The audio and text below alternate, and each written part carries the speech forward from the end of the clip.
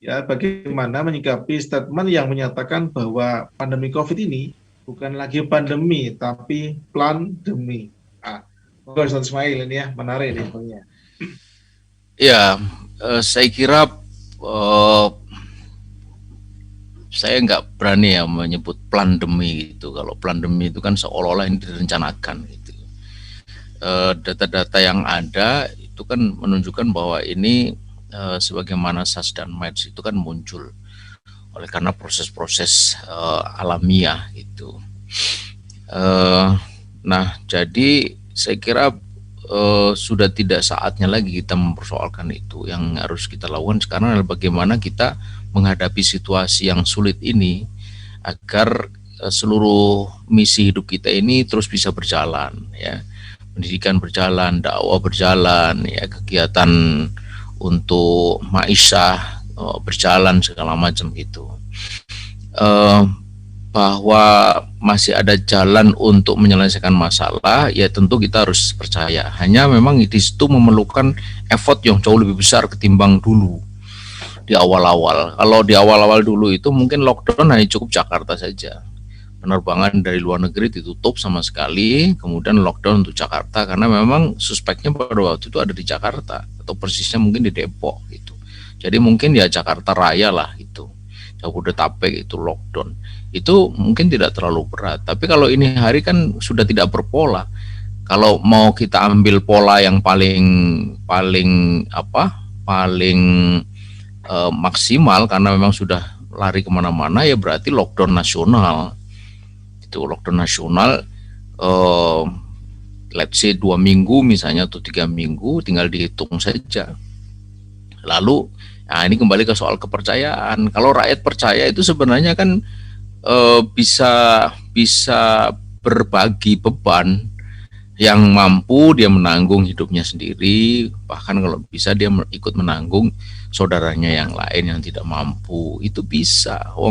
Orang Indonesia itu sebenarnya testosteronnya itu cukup tinggi kok. Apalagi kalau dengan pendekatan agama, bahwa innallaha fi aunil abdi maka al abdu fi auni akhihi. Allah itu akan selalu menolong hambanya sebanyak hambanya itu menolong saudaranya. Pakai satu hadis ini saja itu orang akan dengan ringan tangan menolong saudaranya di dalam masa lockdown itu gitu. Nah, itu kalau rakyat masih ada kepercayaan terhadap sesama, khususnya kepada pemimpin itu. Nah, masalahnya sekarang ini apakah ada kepercayaan itu? Dan apakah ada keberanian? Ini yang kita hadapi ini orang yang nggak tegas kok, ya kan? Disuruh lockdown nggak mau juga, mintanya PSBB, PSBB mikro dulu.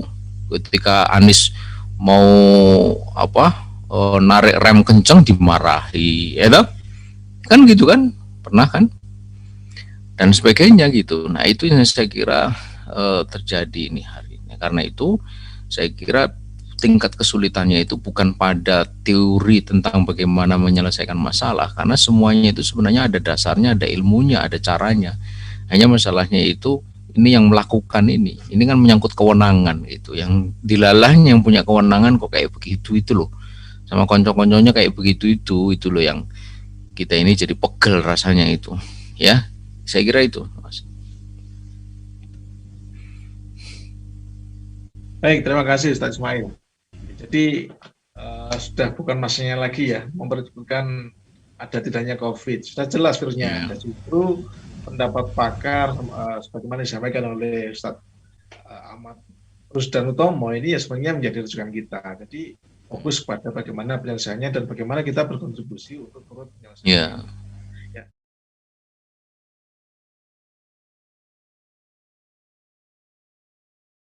Dari saya ada 3 poin. Yang pertama adalah apapun ini adalah musibah, dan setiap musibah itu adalah qada dari Allah Subhanahu wa taala.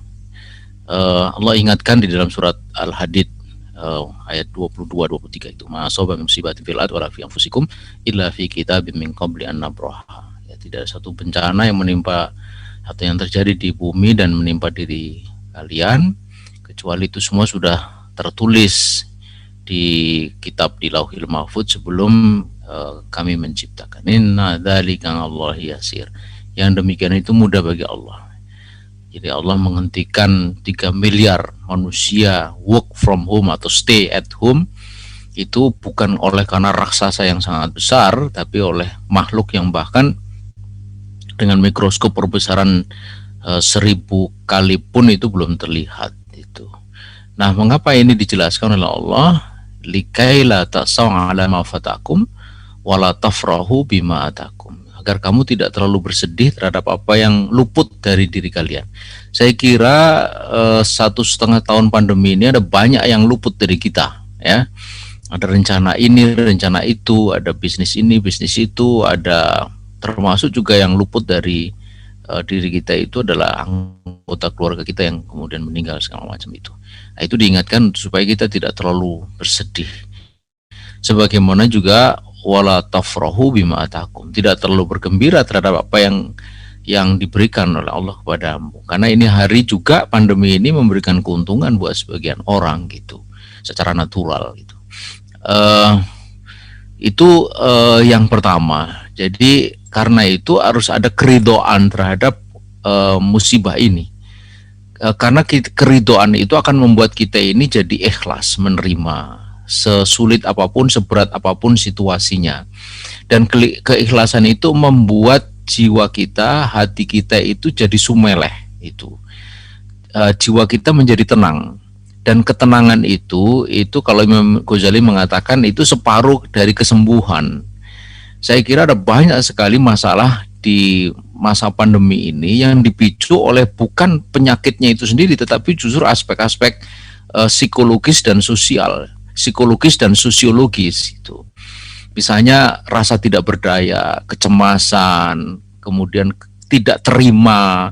Bahkan ada baru saya baca itu ada bunuh diri karena dia merasa kok lama sekali ini nggak sembuh-sembuh gitu. COVID-19 yang kena pada dirinya itu. Jadi tingkat bunuh diri itu ternyata meningkat. Tingkat perceraian meningkat, tingkat stres masyarakat meningkat, dan itu menurut saya dipicu diantaranya adalah karena tidak adanya keridhaan terhadap apa yang terjadi ini. Nah, saya kira Islam mengajari satu hal sangat penting, yaitu penerimaan terhadap keridhaan terhadap musibah, terhadap sesuatu yang bersifat qadhaiyah ini itu. Makanya Rasulullah SAW kan kenapa ridho? Karena salah satunya juga disadari atau dipahami bahwa ini kalau kita ridho itu berpahala. Gitu. Rasulullah SAW mengatakan dalam satu hadisnya itu inna idhamal jazai ma'a idhamil balai. Besarnya pahala itu seiring dengan besarnya ujian. Dan saya kira ini ujian luar biasa gitu. Dan kata Rasul, innallaha idza ahabba qauman ibtalahum. Sesungguhnya Allah kalau dia suka, cinta, sayang kepada suatu kaum, dia akan menguji. Jadi sebenarnya ini di dalam perspektif ini adalah ujian, dan ujian ini akan meningkatkan derajat kita. Itu adalah bukti dari Allah menciptai kita. Jikalau kita menghadapinya dengan benar, maka kita akan mendapatkan sesuatu yang luar biasa itu. Nah, maka Allah Rasulullah SAW itu melihat bahwa tidak ada yang buruk bagi seorang mukmin. Semuanya itu menjadi baik. Kata beliau, in asobathu sarra'u sakaro fakana khairan lahu. Kalau diuji dengan kebaikan dia bersyukur, maka itu baik. Wa in asobathu dharra'u, kalau diuji dengan keburukan, ya sobaro dia bersabar, karena itulah kata kuncinya itu sabar itu. Sabar, ridho, sabar muncul dari ridho. Fakana khairan lahu, maka itu juga baik buat dirinya itu. Saya kira ini poin pertama yang sangat penting, bahwa kita ini harus ridho menghadapi situasi yang ada ini, seburuk apapun, seberat apapun situasi yang menimpa kita. Saya kira masing-masing mengalami punya ini, karena ini adalah musibah yang bukan hanya menimpa pada satu area tertentu ya. Tsunami Aceh itu kan dahsyat sekali ya.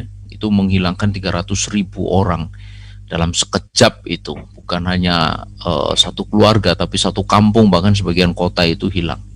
Tapi musibah ini hari bukan satu kota, tapi bahkan seluruh dunia itu kena tanpa kecuali. Saya kira hanya beberapa negara saja yang terhindar.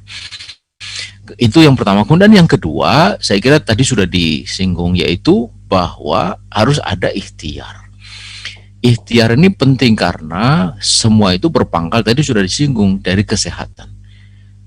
Nabi mengingatkan lijasatika alaika hakun, di dalam badanmu itu ada hak untuk diistirahatkan, hak untuk dijaga kesehatan gitu, hak dihindarkan dari penyakit. Itu semua adalah bagian dari kewajiban kita. Mengapa? Karena seluruh kebaikan itu akan bisa dilakukan dengan baik, dengan sempurna jikalau badan kita sehat. Ya kan, puasa saja itu menjadi terhalang jikalau kita sakit tuh. Jadi ibadah akan menjadi tidak optimum kalau kita merasa tidak sehat. Karena itu penting sekali menjaga kesehatan, menjaga terhindar dari taun, dari pandemi ini. Karena itulah ikhtiar itu penting sekali. Karena itu menurut saya ini perkara yang harus segera diingatkan lagi di tengah rasa putus asa dan rasa mudah-mudahan sih nggak sampai ya putus asa, tapi rasa tidak percaya itu, rasa lelah karena 100,5 tahun itu harus waspada terus menerus, bahwa kewaspadaan itu masih perlu diteruskan, masih penting untuk diteruskan, masih penting untuk terus dijaga gitu. Kewaspadaan itu yaitu 3M atau bahkan 5M itu. Karena sekali lagi, apalagi kalau kemudian kita bicara tentang kepentingan dakwah ya, untuk kegiatan dakwah perlu kader, dan kader ini adalah orang-orang yang dihasilkan oleh proses yang panjang, karena itu harus dijaga. Jadi saya kira dengan perspektif itu kita menjadi lebih menghargai diri kita, kesehatan kita, apalagi hidup kita. Itu yang kedua. Kemudian yang ketiga adalah bahwa kita sudah mendiskusikan tadi bahwa kodok apapun itu sesungguhnya itu ada jalan untuk menyelesaikan, untuk menghadapi seberat apapun itu, termasuk juga pandemi yang saya kira ini tidak bisa dikatakan ringan. Tetapi di situ diperlukan kepemimpinan yang apa, yang tulus, yang jujur, yang memang lillahi ta'ala, dengan dasar yang jelas, dengan ketentuan syariah yang jelas segala macam. Tapi ketika itu tidak ada, maka alih-alih persoalan selesai, yang terjadi malah justru persoalan itu menjadi bertambah-tambah gitu. Nah, ini dipicu oleh apa? Saya melihat dipicu oleh dua. Yang pertama adalah pemimpin yang tidak amanah, kemudian sistem yang buruk gitu. Nah, karena itulah maka di tengah kita bersabar, ridho dengan qadha, lalu kita ikhtiar menghindari supaya kita tidak terkena, harus kita sisakan energi kita, perhatian kita untuk berjuang menghadirkan dua hal penting ini bagi penyelesaian secara tuntas, mendasar dan benar, dan yang kedua bagi hadirnya sebuah tatanan yang diridhoi oleh Allah SWT, yaitu pemimpin yang amanah, pemimpin yang baik, dan sistem yang baik. Nah, sistem yang baik, pemimpin yang baik tunduk kepada sistem yang baik. Sistem yang baik lahir dari zat yang maha baik, itulah Allah SWT, itulah syariah. Dan ini saya kira ini perjuangan. Karena itu di dalam perspektif ini, pandemi ini sebenarnya membuktikan untuk kesekian kali bahwa tatanan sekuler kapitalistik itu memang tidak akan pernah bisa berhasil menyelesaikan secara mendasar ya, Wuhan selesai, tapi saya kira belum secara mendasar. Artinya ada masih banyak persoalan-persoalan ikutan yang luput. COVID mungkin selesai, tetapi saya kira persoalan lain-lainnya itu belum tuntas. Nah, kita tentu menginginkan bukan sekedar COVID ini selesai, tetapi persoalan-persoalan ikutannya, bahkan persoalan-persoalan lainnya juga ikut terselesaikan. Nah, disitulah saya kira hadirnya pemimpin yang baik, aturan yang baik itu penting. Di sini perjuangan menjadi penting, harus kita lakukan dengan apa? Dengan diri kita, dengan kesehatan kita di tengah pandemi ini. Karena itulah maka menjaga pandemi di tengah keridhaan terhadap pandemi itu penting untuk perjuangan bagi tegaknya kembali kehidupan yang diridhoi oleh Allah SWT. Demikian. Assalamualaikum warahmatullahi wabarakatuh.